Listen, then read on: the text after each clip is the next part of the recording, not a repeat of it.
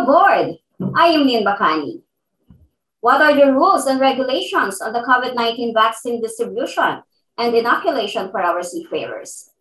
What's next for our seafarers and vessels identified with COVID-19 positive crew? This and more on this episode of Maritime Viewpoints on Marino World Online. Joining us on the program is the very capable officer in charge, OIC Deputy Administrator for Planning of the Maritime Industry Authority or Marina, Captain Jeffrey P. Solon. Good evening, Captain Jeff. Good evening, Lynn. Thank you for inviting me in this program of yours. Talagang humahataw na itong programa mo at kilalang-kilala na ito sa maritime industry. At umaalingaw-ngaw na ito sa lahat ng sulok ng barko sa buong mundo. Salamat, Kap. Anyway, Kap, napakahalaga nitong pinag-uusapan natin ngayon dahil ito yung talagang kailangan ngayon sa mga panahon ito. We're still in crisis, no, dahil dito sa pandemic, sa COVID-19. Athens Bridge, yes.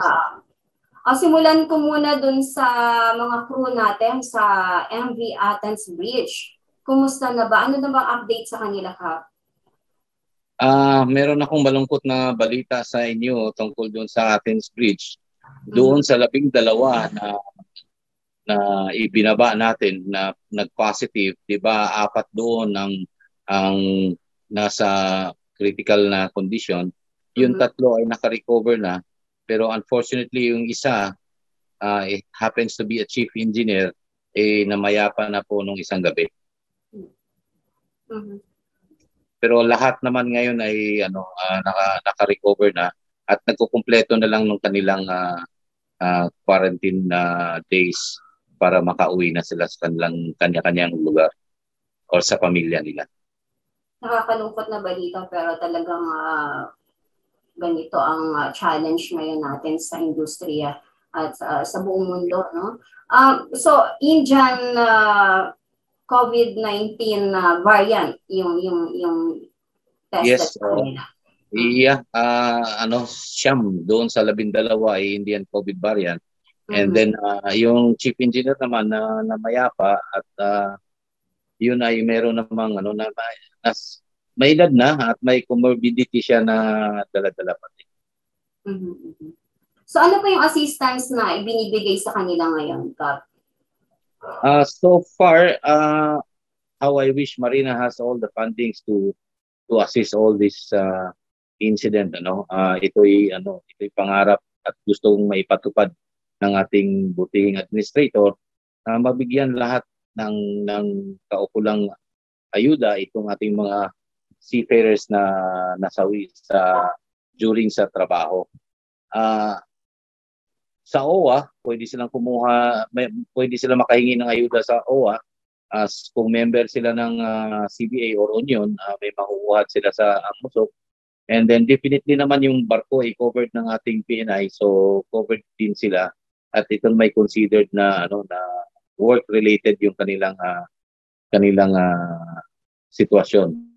So makakakuha ho yan ng insurance. So informed na yung mga pamilya nila? Yes, informed na mula nung day 1 bago pa lang sila dumating dito at nakamonitor na rin yung kanilang mga pamilya. At I would like to express my condolences to the family of the chief engineer who passed away because of the COVID-19. Our deepest condolences din sa pamilya mula po sa Marino World.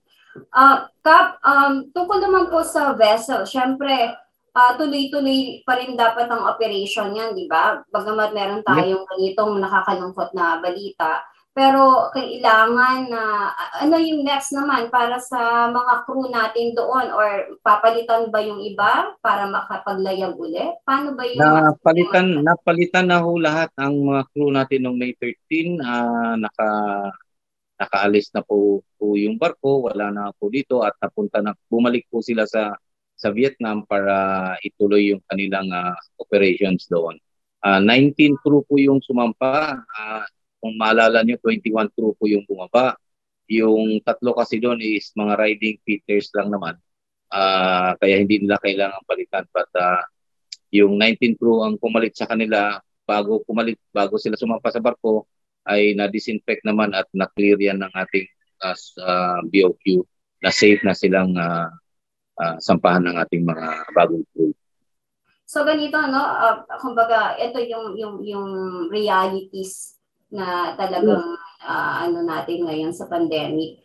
Talagang very vulnerable ang ating mga marino, no, sa ganitong mga diseases, lalo na ditong COVID-19 pandemic. Ikaw, Kap, you're a seasoned master mariner, ang tagal mong nagbarko. Paano ba ang mga operations ninyo sa barko? Mahirap kasi natin ikumpara yung barko na yan dito sa aking experience kasi ako na may tanker. Madalas mangyari pagka nasa operation kami, surveyor lang sumasampa, isang tao. Unlike itong Athens Bridge, ito ay container, maraming sumasampa na tao dito para magtanggal ng mga lashing bars, mga twist locks para lang matanggal yung containers, ma-load, ma-unload yan. Kung sa loading naman, yung mga bakal na yun na kumakapit sa mga containers, yan po ay ginagawa ng mga dock workers. So ang dock workers nito hindi bababa sa 50 kataong maakyat sa barko.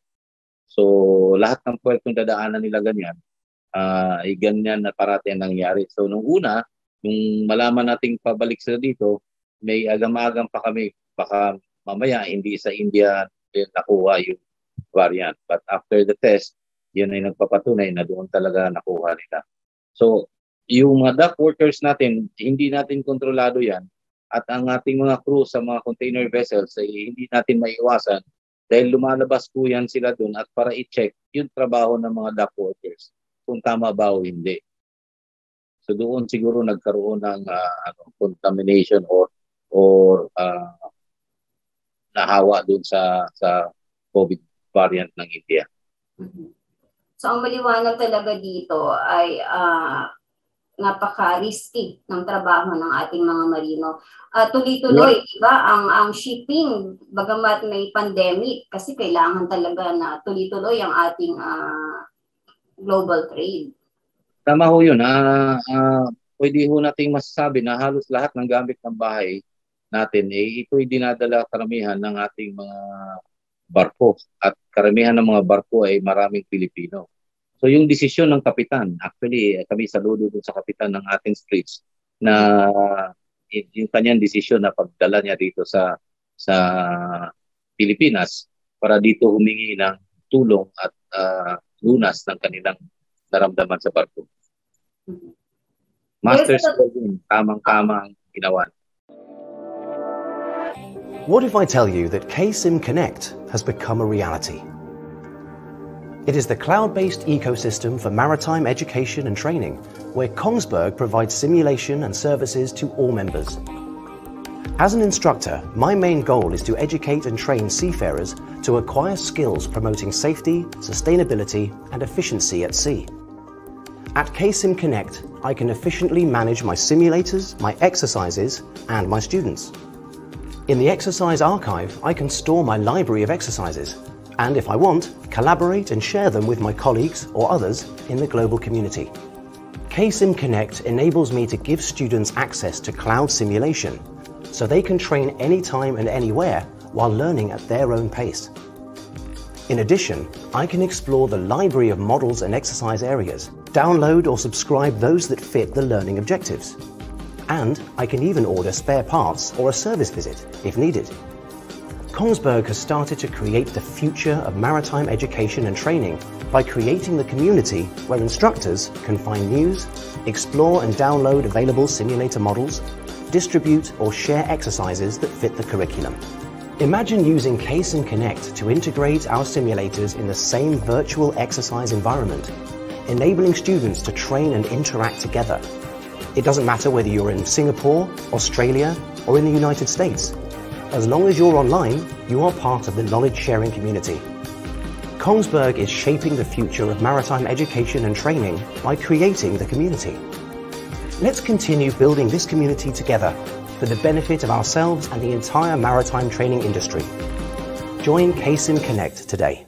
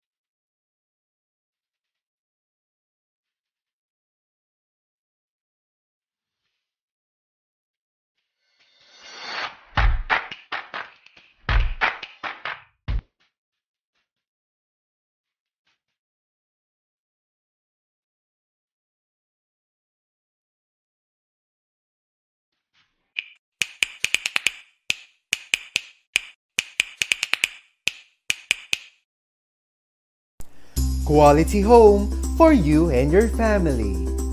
Your home within your means.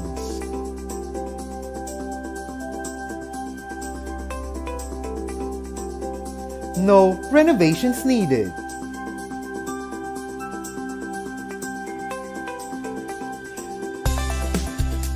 And welcome to Elliston Place, Cavite.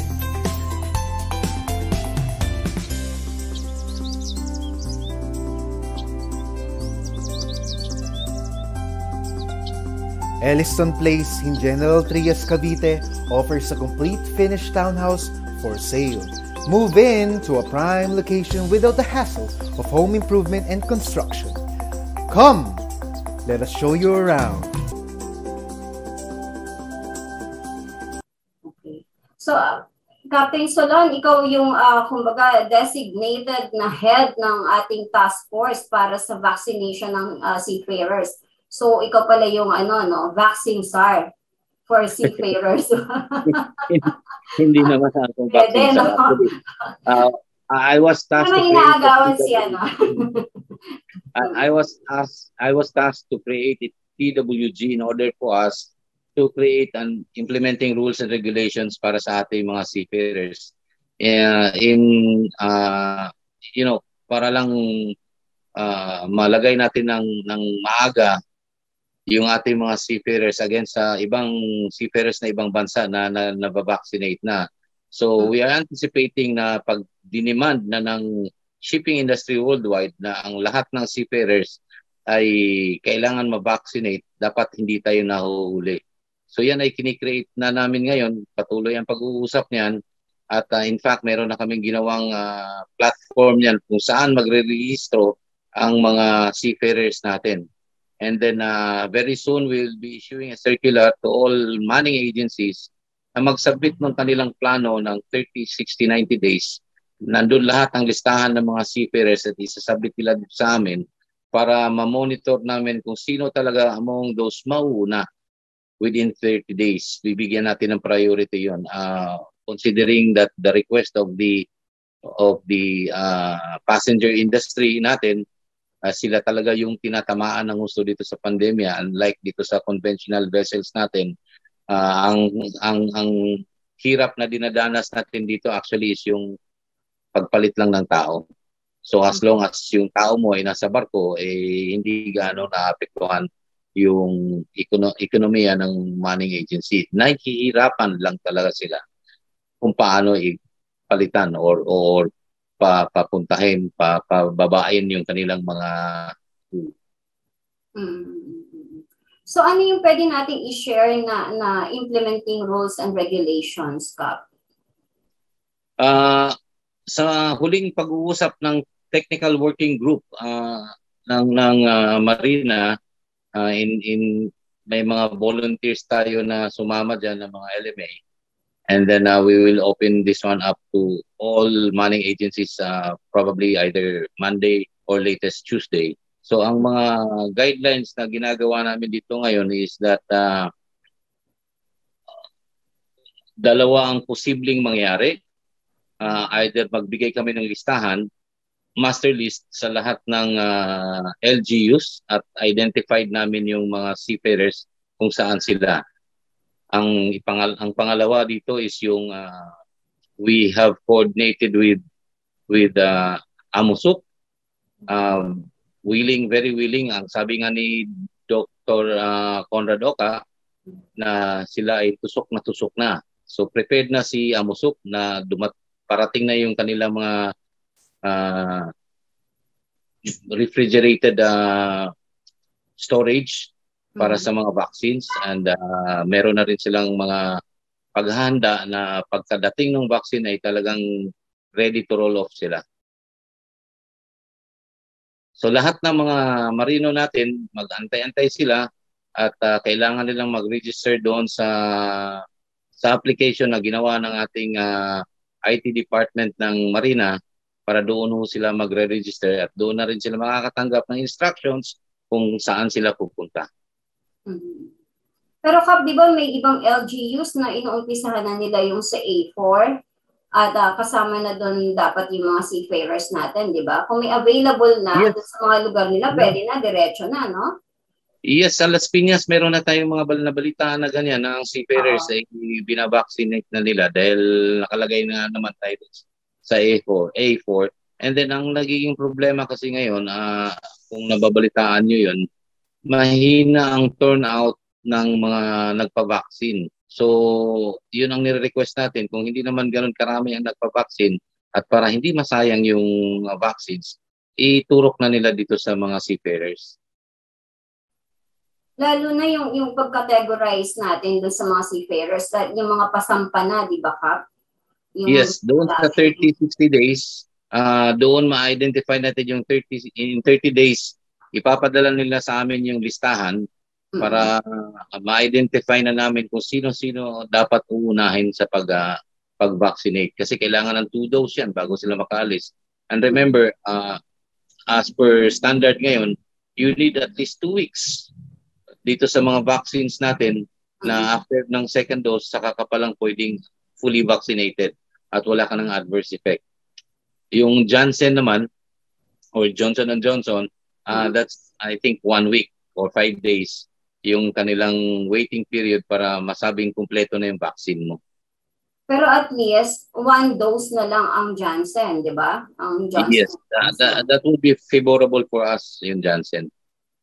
Actually, sa US ports, very active na yung kanilang pag-vaccinate ng ating seafarers. Tama yun. Tama yun. Actually, dapat inaalam din namin ngayon yan kasi wala kaming listahan ngayon yan kung sino-sino na sa mga seafarers ang na vaccine. Okay? So, malaking kaluwagan din sa ating pamahalaan or dito sa amin din sa Marina dahil bawas kahit papaano na yung mga seaman na dapat ma-vaccinate natin. So alamin, kasama po yan sa aming circular na ipapadala sa mga manning agency kung sino-sino yung mga seaman nila na vaccinate, dapat isabit nila dito para may sama sila sa records. And even Netherlands actually. Yes, Netherlands actually umpisa na rin. Janssen yun sa kanila doon. 1 dose lang. So, ang the best talaga kung tutuusin, yung Janssen, kasi 1 dose na lang. Dahil sa nature ng trabaho ng mga marino at yung kanilang pagpoproseso ng documents and yung mga iba pang requirements, di ba, Kap? Medyo ang hirap yata ng 2 doses or yung timing, Yes, mahirap talaga. Remember na pagka dito tayo sa atin na vaccinate, we have to complete the 2 doses. Kasi although may nagsasabi na pwede naman daw yung ibang brand at pag sumakayan, pagdating sa next port, pwede silang ma-vaccine ng ibang brand. Pero that's actually, so far, ang pagkakaalam ko, hindi yan advisable. Hindi ko rin alam kung risky yan, but ang pagkasabi sa amin hindi yan advisable. Same brand lang dapat at parang dahil may vaccine ata na parang gawa ba yun ng India na para siyang dalawang klase, yung isa yun yung vaccine and then yung pangalawa booster. Pero ito namang Sinovac, parehas talaga to, yung unang dose at saka second dose parehas lang. So mahirap yung we will take the chances of having the second dose in the next port. Mahirap yun kasi unang-una, remember na ang ating mga marinero ay naglalayag yan at pag nagkaroon ng adverse effect sa gitna ng dagat, walang ibang mapupuntahan yan kundi sa kapwa sarili nila. So napaka-challenging talaga nitong ating Yes. Crafting the IRR also a big challenge for us kasi nga marami kaming kino-consider na mga existing regulations at saka mga protocols. The best actually so far ang nakikita namin that this should be administered by the LGU para hindi hindi magkumpulan lahat yung mga marinero sa Manila. Although the AMOSOP is already offering their services for free doon sa kanilang mga hospital in the Philippines like Manila, Pangasinan, Davao, Iloilo and Cebu. I think, if I'm not mistaken, there are 6 hospitals nationwide. I think they have. So malaking tulong yung sa AMUSUP. Yes, so malaking tulong at kami natutuwa nung inalok nila sa amin yan kung not just an option, kumbaga kung not just an option, but they wanted to do the inoculation side by side with the LGU. We have also proposed, Lynn, na we have 13 regions ng Marina, and it is actually para sa amin, it can be done through regional offices in Marina, with in participation with or in coordination with the DOH or the local government unit, na sila na lang magpadala ng yung lugar ng Marina mismo ang gagamiting vaccination site. But may mga challenges kasi tayo doon dahil Marina don't have the refrigerated storage para sa mga vaccine. Kasi di ba ang ano natin dito yung especially sa mga ports, no? Yung timing, I mean yung pagkakataon din na andyan yung mga marino natin, nagko-crew change sila or kabababa lang or ano. Top, di ba meron tayong mga seaman centers like Stella Marias na nakapalibot sa marami silang marami silang centers. Can you consider that na in coordination din with Stella Marias or Ang challenge talaga, Lynn, is the storage. Okay. Yun yung challenge kasi at saka yung logistics ng mga vaccines. Unlike si AMUSUP, they have the hospitals and they even need to be accredited by DOH kasi existing na sila eh. And they have the storage facility. So, kung meron mang hindi magamit ngayon, at least may babalik nila sa storage facility. Pwede nang i-store dyan ng ilang araw pati. Unlike dun sa mga seaman centers, Marina regional offices that we don't have the facility to store the vaccine, ita-transport naman pabalik doon yan sa LGU or sa DOH facility para lang hindi masira. So, logistically, hindi siya feasible. Unlike sa LGU na meron na rin silang sarili nilang facility, may storage capability, just like the AMUSUP. So we are looking into that angle ngayon, that doon sa LGU talaga, and side by side kasama si AMUSUP na mag-vaccinate.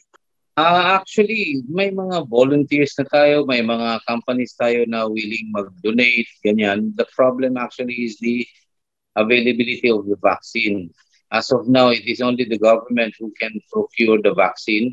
Wala pa tayong wala pa pagkakaalam namin, wala pang mga pinapayagan talaga na. Even AMUSUP had already paid down payment doon sa kanilang in-order na vaccine in partnership with Go Negosyo and other. So wala pa rin, hindi pa rin dumarating yun. So it's the call of the government kung papayagan na ba silang bumili o hindi. Okay, although may instruction dati-rati si Presidente dyan na bahala kayo, gusto niyo bumili, okay lang, basta ma-vaccinate na yung mga tao ninyo. Pero as of now kasi yung availability ng vaccine, hindi lang naman tayo na kailangan, kundi yung ibang bansa rin. India was producing a lot, but now all of a sudden wala silang pinalalabas kasi unahin na naman lang pag-vaccinate yung kanilang mga kababayan nila. Pero siyempre napaka-importante na malinaw na yung mga implementing rules and regulations natin habang hinihintay natin yung bakuna, di ba, Kap? So, kasi siyempre, yung mga, gaya sinabi mo kanina, yung mga factors na i-consider natin. May mga nagtatanong ng mga marino and family ng marino na, i-vaccinate ba sila on board? Kasi yung sa ibang ports like sa US, talagang umaakyat doon yung health workers, may ganyan, at dinadala doon yung vaccine. We can do that here also. Why not? But before doing that, we should have at least enough, more than enough vaccine. Okay? As of now, wala pa eh. So, pwede natin pag-usapan yan, pwede tayong pag-agreehan yan. But first things first is that we need to vaccinate all our seafarers, hopefully, those who will be joining the vessel within the next 30 days this coming June. Kasi ang sabi, by June, meron na daw tayong vaccine na allocated sa atin. That's something like about 35 to 50,000 per month ang i-allocate sa atin. So kung 50,000 yun, ang ibibigay sa atin, technically 25,000 lang ang pwede natin i-vaccinate dyan. Dahil yung second dose, dapat sa kanila din yun. So if we would like to go a massive vaccination, then we need to have more allocation over 50,000. Kung bibigyan kami kaagad ng 500 or 1 million vaccines, much better, mas mapadali lahat ang pag-vaccinate ng ating mga seafarers. Sana ganun yung prioritization ng ating government sa ating mga seafarers. Dahil bukod sa, yun nga, very risky yung trabaho, talagang vulnerable sila sa COVID-19, in consideration din na tuloy-tuloy yung employment ng ating mga seafarers, di ba? Magpapasok pa rin sila ng income sa atin. Yes. So yun. Malaki ang contribution ng seafarers, hindi lang sa Pilipinas, sa worldwide, dahil doon sa kanilang ambag sa ekonomiya natin.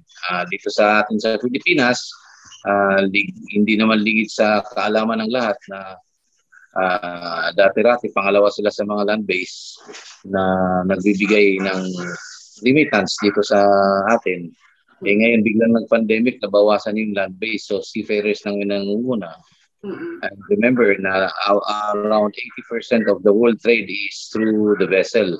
So as long as there is a vessel, merong mga marinero po yan. Nandito yung requirement na lalong dumadami, di ba? Kasi hindi naman natin sinasabi na yung sa India ganyan na nagkakaroon sila ng ganyang problema. Of course, gusto rin natin na makasurvive din sila dito sa COVID-19. But nangangailangan ang global chain.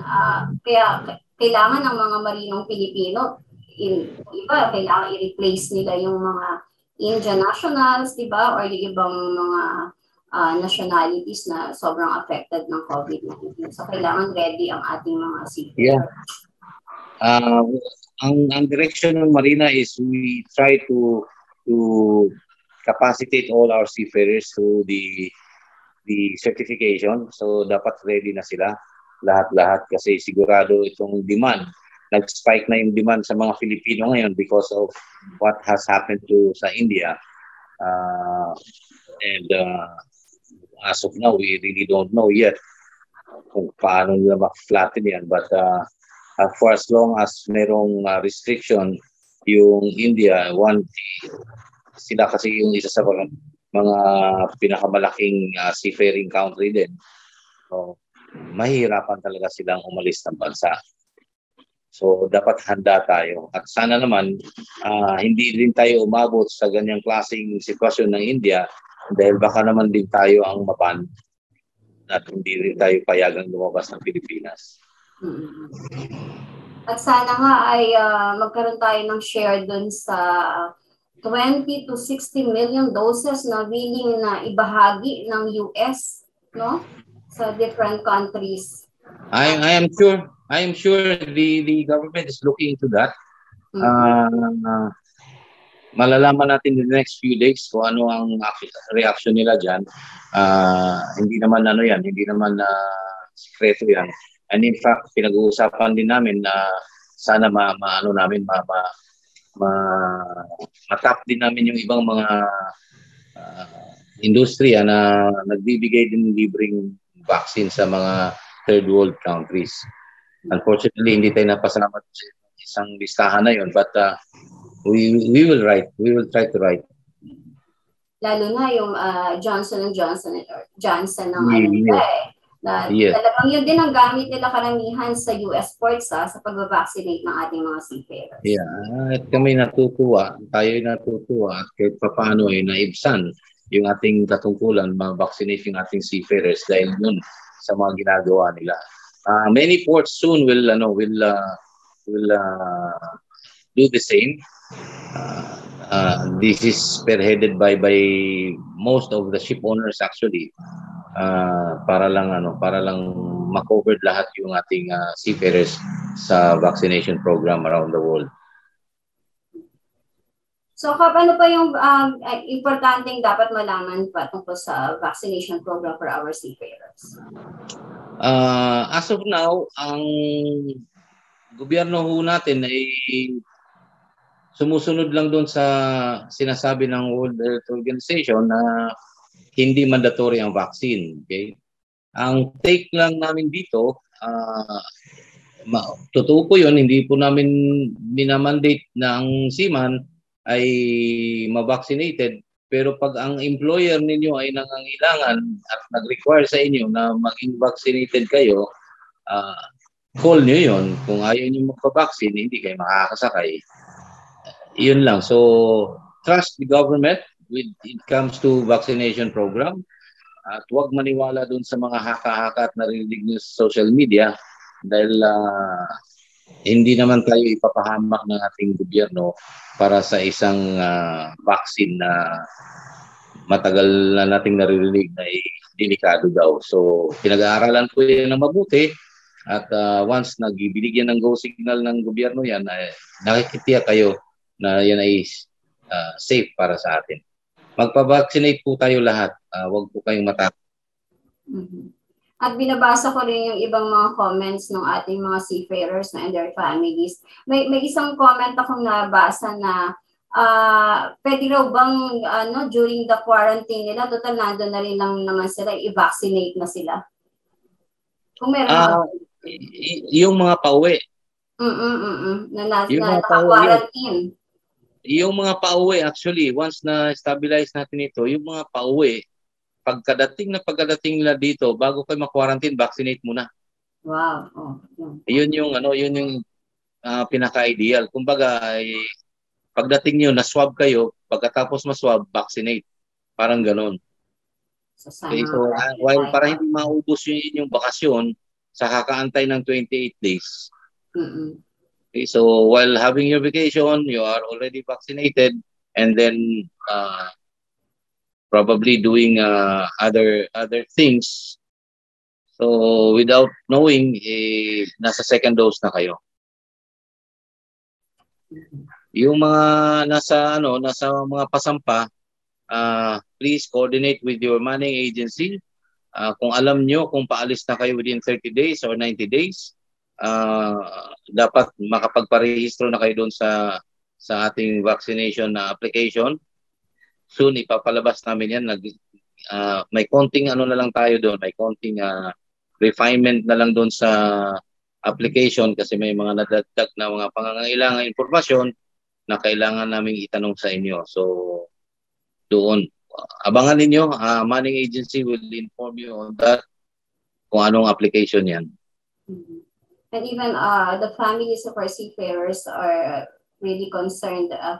May nabasa nga akong isang comment dito ng ating isang family member ng seaman. Kindly please prioritize all the seafarers. Latest news for today, seafarers ang may dala ng bagong strain ng virus from India. Dapat bago sila umalis, kasama sa requirements nila ang vaccination, complete dose na sila. Kawawa sila at kaming mga family nila. Totoo yun, okay? Hindi naman natin gusto itong nangyayari ngayon, bago sa atin lahat ito. Hindi lang US, hindi lang UK. Lahat tayo dito bago lang. All the while, alam natin yung isang COVID variant lang na last year, nung pumutok ito and then nag-mutate. So parating may bago. So sa totoo lang, my own personal opinion, yung vaccine natin ngayon is hindi nga natin alam kung okay ba yan sa Indian variant or okay ba yan sa African variant. So, lahat tayo dito ginipig, but we have to trust our government on our health. Wala naman tayong ibang matatakbuhan na except sa Lord, kay Diyos, kay God, and then we have to trust also our government. It's no time na magsisihan tayo dito. Okay? We need to be cooperative with our government. Yung mga pamilya natin ng mga seaman, isa sa mga concerns ko dahil mayroon ding nagsabi sa amin na paano naman kaming mga anak at saka kamag-anak ng seaman, baka pwede daw silang madamay dyan sa vaccination. Okay, as of now, we stick to the current regulation ng ating DOH. Magparehistro po kayo sa LGU, sa lugar ninyo, pati yung mga seaman natin, magparehistro din kayo doon. Malay nyo, pag lumabas yung vaccine na naka-allocate sa inyong lugar, nauna na kayo sa listahan at hindi na kayo pipila dito sa amin sa Marina or sa Amusok. When we say, seafarers na kasama sa A4 at kailangang i-vaccinate, i-prioritize sa vaccination, we're not talking about international lang, di ba? Kasama yung ating mga domestic seafarers. I understand you are a former president of the Visayan Association of Ferry Boat and Coastwise Service Operators, no? Yung VAPSCO. Vice President for Visayas Philippine Inter-Island Shipping Association. So naiintindihan mo din yung ating mga domestic seafarers kung gaano kahirap din yung trabaho nila, di ba? Yes, coming from the industry itself, naiintindihan natin yan. Alam natin yung peculiarity nung industriya na yan sa ating domestic, unlike sa international setting kasi, sa international seafarers, they are being planned accordingly into 30, 60, 90 days, okay? Unlike dito sa domestic, mahirap tayong magplano ng ganyan kasi most of them actually on a permanent employment, and then pag bumaba yan mga iyan, no work, no pay, or pag ubos na yung kanilang leave, or yung iba on a contractual basis, pagka bumaba, walang na kinikita ko. So, yun yung nagiging challenge sa domestic. There are about 50 to 60,000 domestic seafarers as of the moment. At kasama yan doon sa aming listahan, sa aming figures na almost about 800 seafarers registered. This is almost the same figures also with PUA. Although hindi lahat ang active doon, but around 400 plus, almost 500,000 seafarers are active, nasa on board. Okay? So yun yung natin, yun yung inuuna natin na ipa-vaccinate natin actually yung 30, 60, 90 days. But I suggest doon sa mga domestic seafarers natin, since nandito din lang naman kayo, magparehistro na kayo sa LGU kung saan kayo madalas or saan kayo nauwi, dahil classified naman po tayo na yan ay under tayo ng A4. So ang ipapakita nyo lang po doon ay yung Seaman's Book. Okay, Seaman's Book nyo lang, active kayo na seafarers, pero kung nasa listahan namin kayo at nakapag-rehistro din kayo, isasubmit po namin yan kung saan po kayo malapit na kung saan man kayo ngayon. Napakalaking trabaho yung documentation para dun sa inoculation ng ating mga seafarers. Yes. Malaking trabaho, but we need to we have to shoulder that big task kasi para sa mga marino ito eh. So kung wala kami, wala kayo diyan nakasama namin, yung mga taga-media, sino pa ang gagawa nito? Walang iba. Kailangan din cooperation din ng mga marino, no? Kailangan sumunod din tayo sa guidelines. Yung pananawagan ko sa marino, pananawagan ko sa mga manning agency, pananawagan ko sa mga shipping operators sa domestic, na pagdating ng registration, kung sino yung dapat mauna, yun lang dapat ang isabi nyo sa amin. Huwag ho tayong maggulangan at pupunuin nyo yung araw kasi may schedule tayo na pwede nyo pagpipilian. Huwag naman yung, kumbaga, huwag maging tuso. Tulong-tulong tayo dito at sigurado na makamit natin yung completion ng pag-vaccinate ng ating mga seafarers na hindi kailangan mag-agawan o mag-unahan. So habang pina-finalize yan, yung ating guidelines, makikita naman nila yan sa Marina, no? Sa website, and ano ba? Saan niyo ba ipopost yan from time to time? Meron tayong posting yan. It will be heavily published sa social media. Bahala si Louie dyan, ng aming Marina. So, definitely, it will be very vivid in all corners of the maritime industry para matulungan natin ang ating mga marine. Kap, punta na tayo dun sa ibang concerns ng ating mga marino, yung sa documentations like sa Seaman's Book and SID. Yes, hot topic again. Anong updates natin, Kap? As of now, ang updates natin sa ating SIB at saka SRD, wala na tayo halos na walk-in dahil yung mga backlogs natin nung nakaraan ay napunuan na natin, wala na tayong backlog ngayon. Yung ating mga expedite, yan yung parating issue yung papa-expedite, yung ating mga seaman na dapat ay matuto na rin na alagaan nila yung kanilang pangkabuhayan. Meaning, yung documentos ninyo like Seaman's Book, SID, mga certificates, huwag niyong pabayaan mapaso bago pa lang kayo mag-renew. Okay? So, dapat matuto na tayo at huwag po tayo umasa sa mga expedite na yan, sa mga fixers or sa mga manning agency na ibinabato nyo yung problema nyo sa manning agency at sa kasi manning agency, binabato din dito sa amin. Okay? So, hindi dapat maging masanay tayo dun sa mga expedite. Although tinatanggap naman namin na talagang may mga occasions, on a very rare occasions, na magkaroon talaga ng expedite. For example, yung Seaman's Book mo or SID mo inasira at nasa barko ka, yan ba'y papayagan namin i-reissue? Yes, papayagan namin yan. Papayagan din namin yan na ang manning agency ang maglakad at may mga certain documents yan na pwedeng ipasa at mabilis lang po namin i-issue yan. Pero yung nakabakasyon ka, matagal ka na nakabakasyon at bigla kang tinawag ng principal at sabihin mo ngayon sa manning agency or natuklasan ng manning agency ngayon dahil hindi nagmo-monitor itong si manning agency, expired pala yung Seaman's Book or mag-expired pa lang yung SID mo. So, dapat maging responsable naman din tayong mga marino. Huwag natin iasa sa ating manning agency or sa mga fixers yung ating pagre-renew ng ating mga documents. Tumatanggap po kami, ako po mismo ang nag-approve nung expedite ng Seaman's Book at saka SID.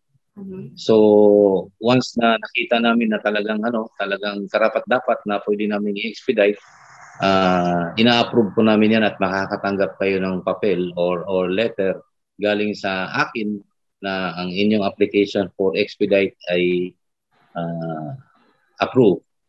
So wala na tayo ngayon ng walk-in para pumunta kayo magpa-expedite.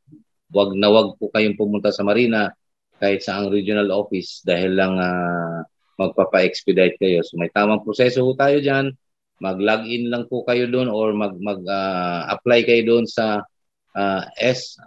SRB, SID, expedite.marina.gov.ph. So yun yung site po ang pupuntahan nyo. Ulitin ko, SRB, SID, expedite.marina.gov.ph. Doon, pag natanggap namin kaagad yan, wala pang 10 minutes. Pag kumpleto yan at nabasa namin,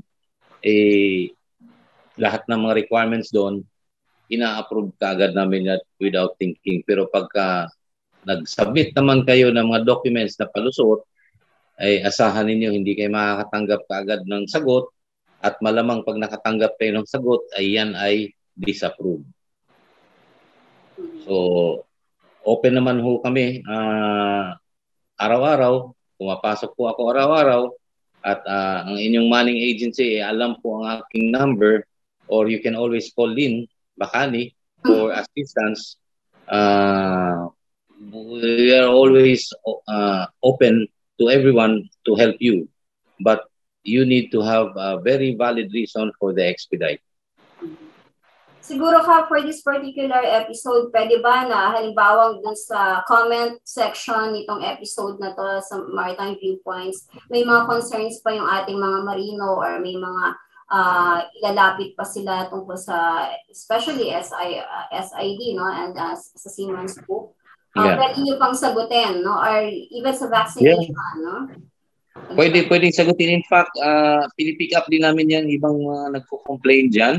Kung may mga complaint sila, tinitignan namin kung valid yung complaint nila, tinatawagan namin yung mga nagko-comment sa inyo para lang matulungan din namin. Madalas ganyan yung nangyayari. Tapos, itong isang nagko-complain only to find out na ang kanyang application ay natagalan, only to find out na hindi pala niya pinindot yung submit button. Pero kung maka-complain siya, wagas. Kayo mga marino, matuto na kayo sa tayo mga marino, huwag tayong magpahuli sa teknolohiya at huwag niyo ipaubaya sa ibang tao ang pag-apply ng mga anong tawag nito, yung pag-fill up ng mga information doon sa ating online appointment system or yung ating expedite na portal. Kasi pagka na kayo na hindi kayo nasanay diyan, habang buhay kayo kumbaga hostage kayo kung sino man ang nag-i-encode niyan ng mga detalye mo. Dapat ikaw mismo ang humawak niyan. Kailangan talagang aralin at ito na rin ang new normal natin. Kaya nga ito, instead na ini-interview kita ng face-to-face, via Zoom platform tayo, di ba? So, dito rin mga marino sa digital world at kasama na yan talaga sa profession. Abangan nyo parati dito sa programa ni Lynn. Kung may mga concerns kayo, ibato nyo lang at yan naman ay sinasagot namin. No phones unturned pagdating dyan. Although it premieres ng 8 o'clock in the evening ng Saturday sa YouTube, pwede naman balik-balikan itong episode na to at mag-comment kayo dyan. Babalik-balikan din namin ni Captain so that papasa ko yan pag di niya nabasa yan. Yeah, ipapasa ni Lynn sa akin. Maraming salamat, Captain Solon, or may final words ka for our viewers? Remember, ang marina ay para sa marino, hindi ito para sa iba. So kung may problema kayo, problema rin namin yan sa totoo lang. Pero huwag niyong ipasa sa iba ang problema niyo at magkakaroon kayo ng mas malaking problema. Idulog niyo sa amin. At yan ay masusolusyonan namin ng gusto at hindi kayo magagastos dahil yung ibang mga tao na dinudulugan ninyo maaring pagkwartahan lang kayo, wala rin nangyayari at yung pinaghirapan ninyo ay mawawala lang parang bula. So maging smarte na tayo mga marino. Nandito kami sa marina para tumulong. Hindi kami nagpapahirap sa mga marino. Yan po ang mensahe. Yan po ang mensahe ng inyong kabaro, kapwa yung marino, na ngayon po ay Officer in Charge, OIC, ng Deputy Administrator for Planning of the Maritime Industry Authority, Captain Jeffrey Solon. Salamat po, Cap. Salamat sa lahat ng mga marino, ating mga bayaning Filipino bago.